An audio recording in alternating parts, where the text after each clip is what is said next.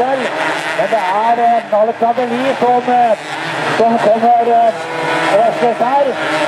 Og det vil si at Stein Hammersø, han må rett og slett ta til takke med andreplassen foreløpig. Da slipper selvfølgelig kameraten vår inn i alternativstyret.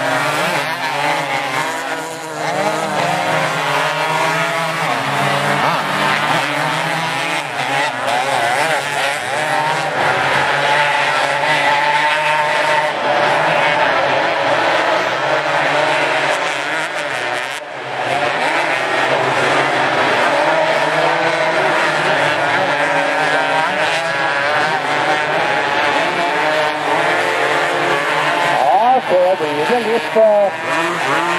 litt grann luft når ekvitasjen her. Når vi kommer ned foran sykepåene her, så ser vi at det Alexander Lie som har gråtet på det.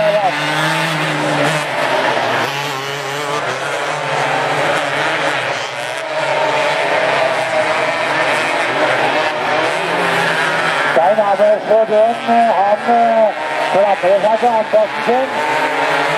Og har vel store muligheter for å klare seg den, skulle jeg tro.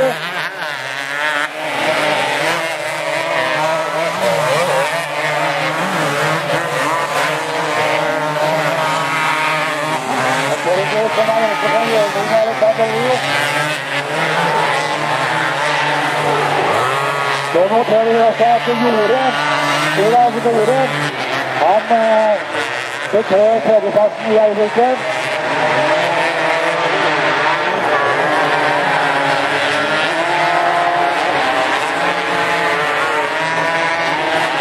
Så vi kommer frem til låtplassering nå, så er det en ute igjen.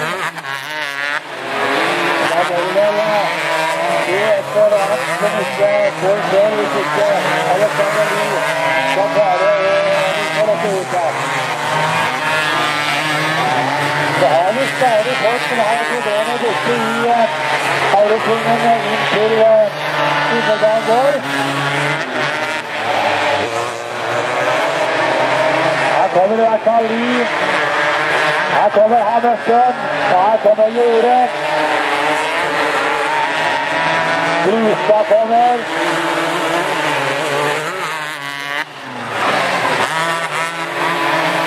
Bakken kommer, og Lysen, han har satt fast på seg borte i Storgedal. Ikke noe dårlig radio, men det Alexander Lie som sitter her og tar en soleklar ut her. Foran Stein Hammersø, denne Ola Juri, 4 junior på en tredje.